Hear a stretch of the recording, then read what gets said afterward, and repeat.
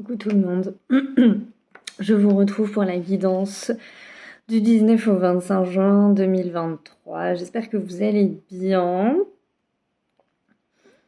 Que dire à part que ça secoue très très très très fort. Très fort. Il y a plusieurs phrases et mots-clés qui me viennent pour la guidance de la semaine prochaine. Notamment la phrase l'enfer c'est les autres. Parce que je crois qu'on est plusieurs à expérimenter que le relationnel travaille très fort en ce moment. Et pourquoi l'enfer c'est les autres? Parce qu'il représente le miroir le plus parfait de l'amour qu'on se porte ou de l'amour qu'on ne se porte pas, justement. Et en ce moment, on est quand même titillé très fort dans nos relations, qu'elles soient professionnelles, amicales, personnelles, amoureuses, voilà, peu importe. Par rapport à cet amour de soi.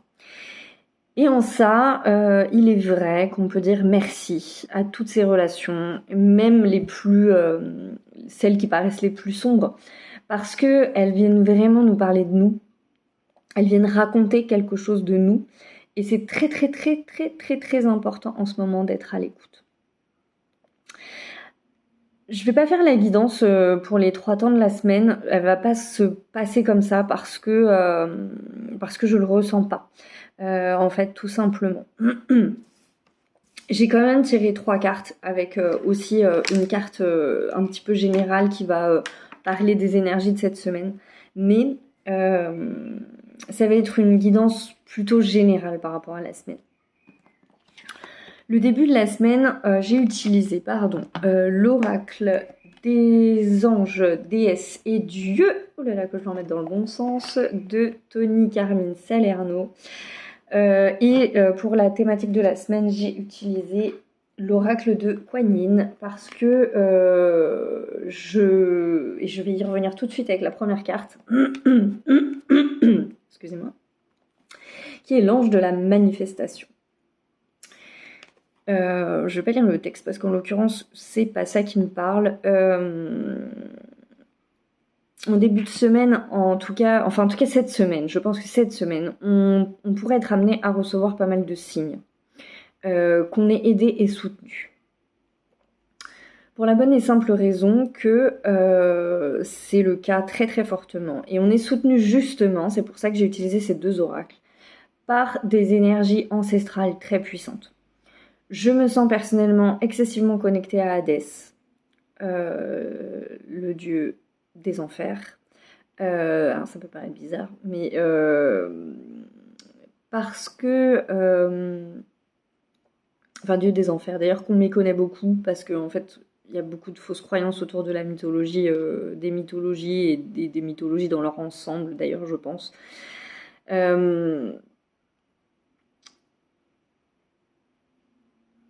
On est profondément soutenu par ces sagesses parce que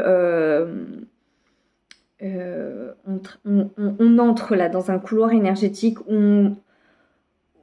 dans une zone de turbulence, on va dire très forte. On continue d'avancer, mais parce qu'on continue d'avancer justement, il y a une phase là qui se fait excessivement intense d'intégration. J'allais dire de destruction, c'est le cas aussi, mais particulièrement d'intégration. Et c'est pour ça, d'ailleurs, qu'on le vit si fort à l'intérieur de nous. C'est pour ça que c'est si compliqué en ce moment.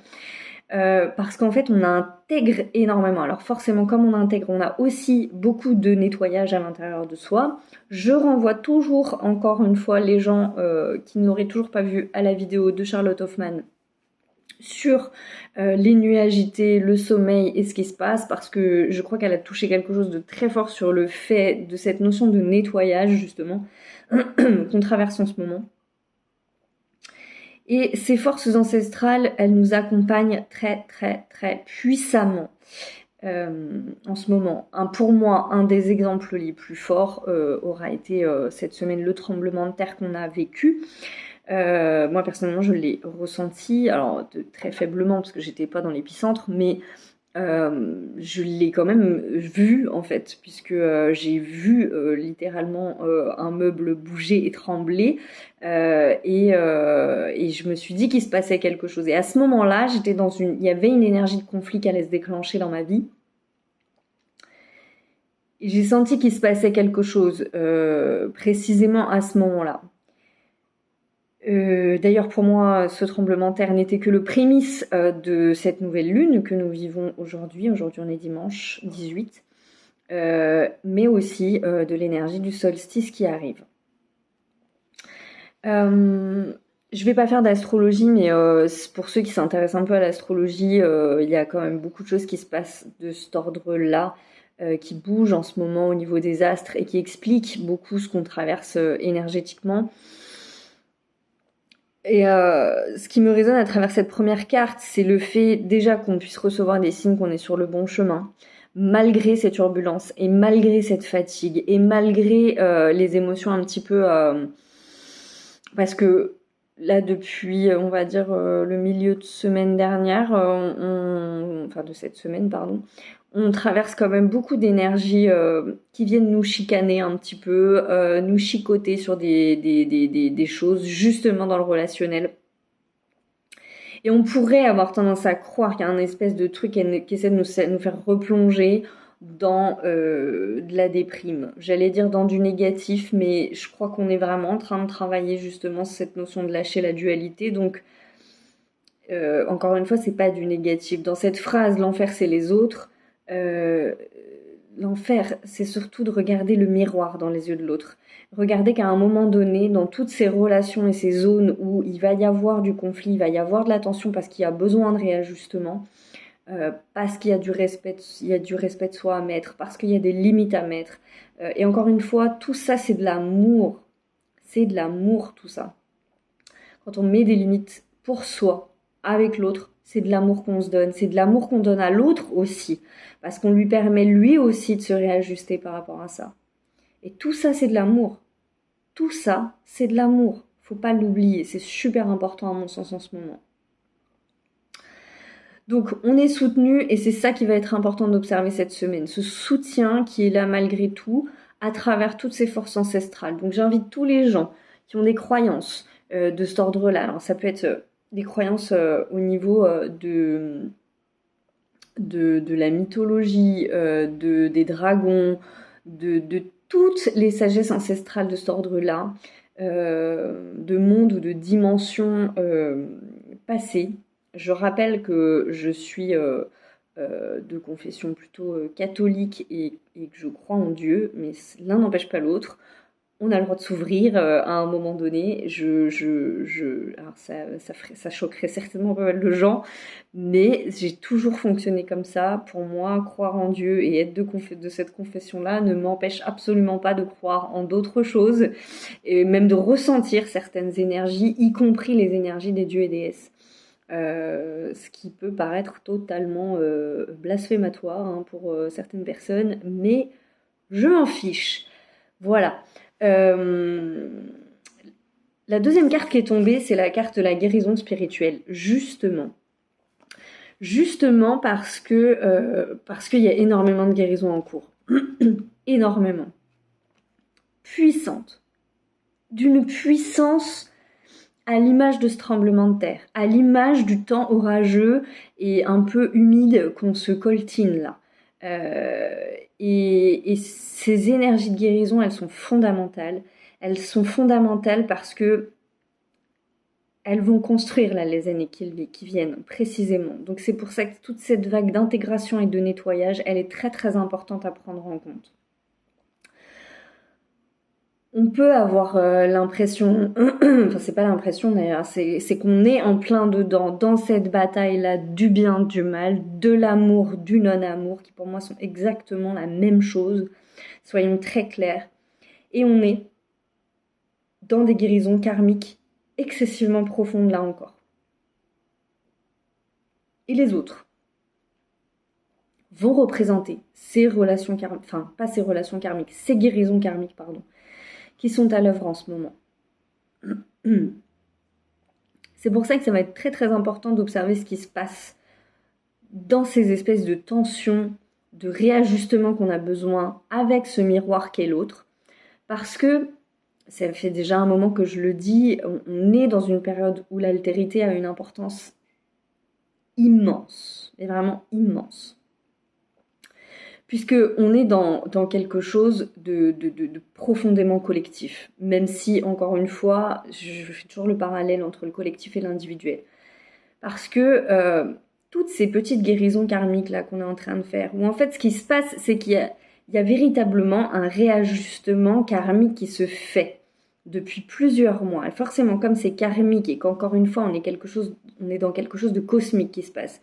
Il faut bien s'imaginer que, je le dis souvent, c'est plein de petits rouages qui se remettent comme ça en place.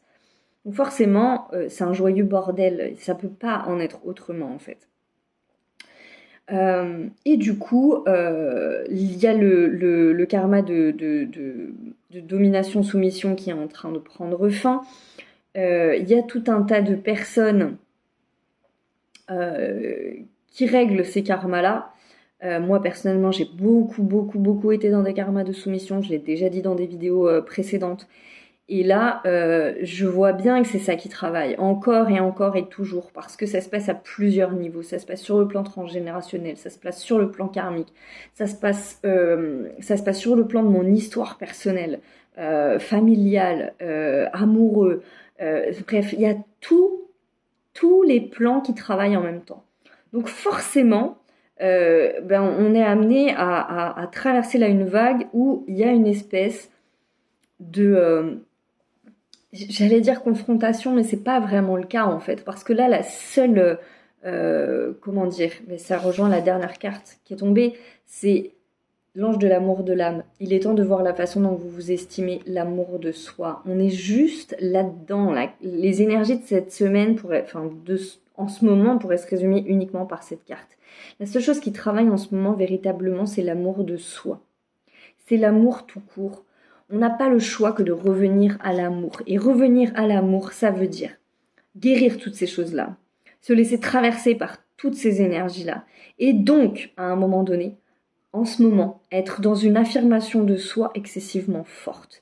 Mais pas une affirmation qui passe par une énergie de guerre, je prends le dessus sur toi parce que je dois m'affirmer.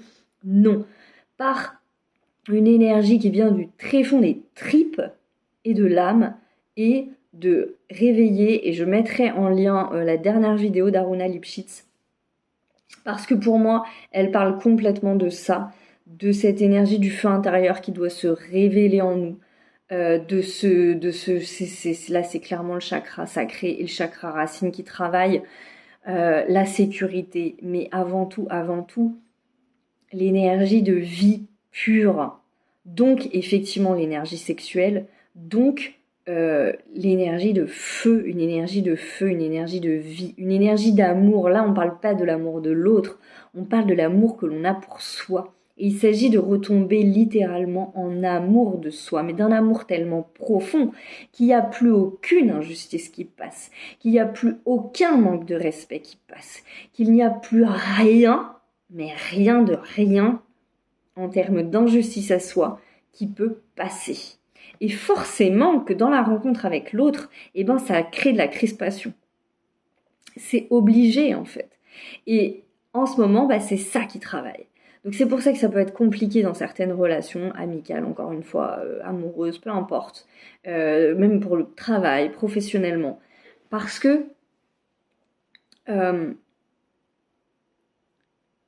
fait, on ne peut travailler vraiment bien qu'avec ce miroir, en fait. On n'a pas le choix, c'est la meilleure manière de travailler. Et c'est tout l'exemple, parce que si je m'aime suffisamment, je vais aimer suffisamment l'autre aussi. Et tout se rééquilibre à partir de là. Alors ça prend du temps, bien évidemment. Là, c'est pas juste l'histoire d'une semaine, c'est quelque chose qui va travailler.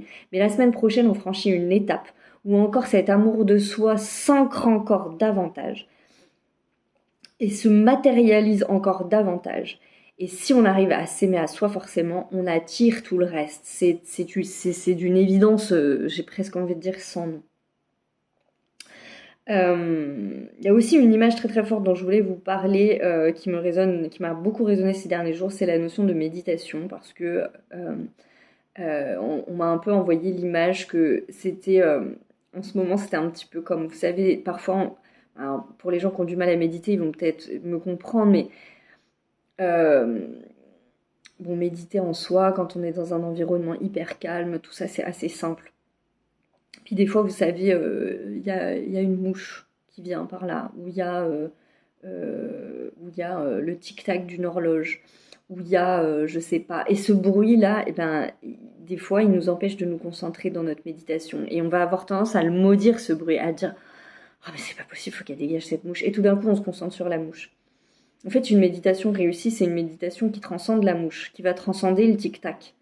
Et là, c'est précisément ce qu'on nous demande de faire, c'est-à-dire d'être tellement ancré à l'intérieur de nous et tellement en méditation avec nous-mêmes, finalement, que tout ce qui va exister à l'extérieur de négatif, et je mets bien entre guillemets parce qu'une mouche, c'est pas négatif, c'est une mouche. Alors le tic-tac d'une horloge n'est pas négatif, c'est le tic-tac d'une horloge. Il a sa raison d'être, mais il est agaçant.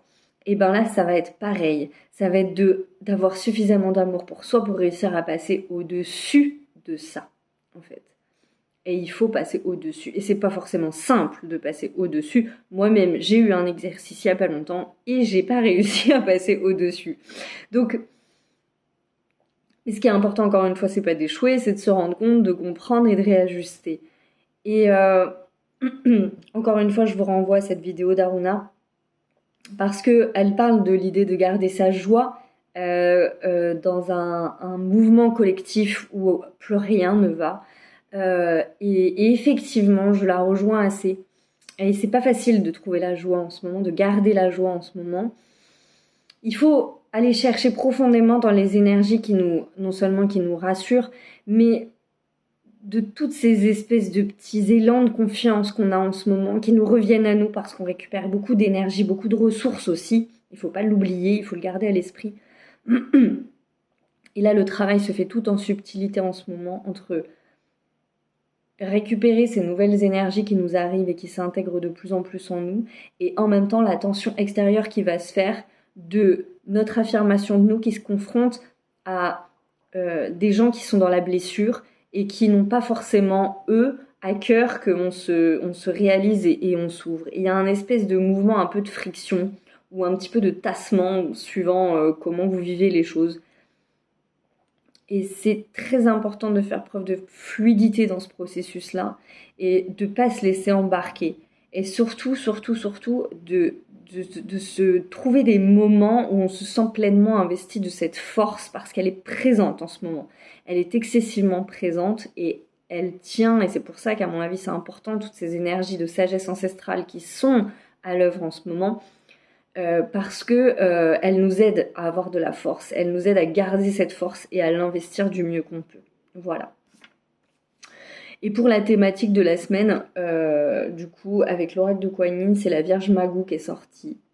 La carte 16, d'ailleurs le chiffre 6 en ce moment, a une importance toute très très forte dans ma vie. J'ai dû déconstruire d'ailleurs beaucoup de fausses croyances autour de ça parce que je croisais le 666 partout.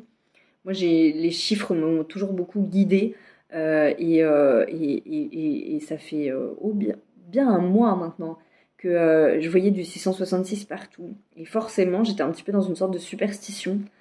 Parce que pour moi, clairement, ce chiffre représente le diable, enfin de base, représente le diable dans mes croyances catholiques d'ailleurs pures et dures, judéo-chrétiennes.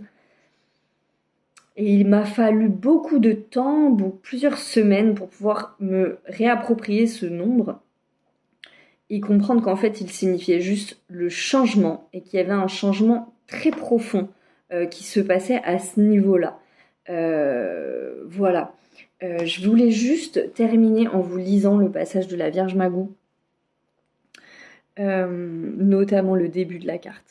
La Vierge Magou, déesse du printemps, de la transformation et de la guérison, vous apporte son assistance. Elle vous demande d'accepter que la lumière puisse aussi provenir des recoins les plus sombres. Et on est pleinement là-dedans. En fait, il nous faut parfois pénétrer dans les endroits secrets de nous-mêmes pour trouver exactement ce que nous cherchons et grandir dans la paix, la joie et l'accomplissement créatif. Le défi est de conserver la certitude que nous pouvons sortir de ce coin sombre. Comme le printemps suit toujours l'hiver, un travail intérieur avec l'ombre en soi précède une magnifique renaissance. Et c'était juste ce passage-là. Je pourrais vous lire le reste de la carte, mais je crois qu'il faut se concentrer sur ça. Ça résonnera en vous en fonction de ce qui doit résonner de toute façon. Mais on est vraiment sur des énergies comme je l'ai décrit. Donc l'enfer, c'est les autres, tout est à relativiser. On a beaucoup à apprendre en ce moment dans le relationnel. Et il faut pas oublier, je crois qu'il faut vraiment garder à l'esprit que on est en train de traiter d'amour en ce moment. On est en train en profondeur de parler d'amour. Et j'ai presque envie de dire, on est en train de parler de l'amour véritable. Et je crois que c'est là-dessus qu'il faut se concentrer si on n'a pas envie de se laisser aller dans des perditions mentales qui peuvent être très très fortes. Donc concentrez-vous plus que jamais sur l'amour de vous, désirez-vous, j'ai envie de dire, comme jamais. Et surtout, gardez à l'esprit qu'on n'est pas seul et que ça me paraît important vraiment de se dire que j'allais dire faut s'accrocher, mais c'est pas la bonne formulation parce que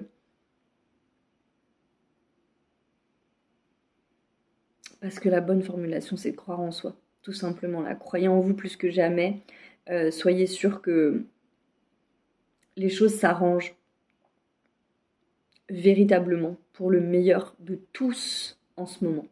Voilà, c'est très très important pour moi que tout le monde garde ça à l'esprit. Voilà.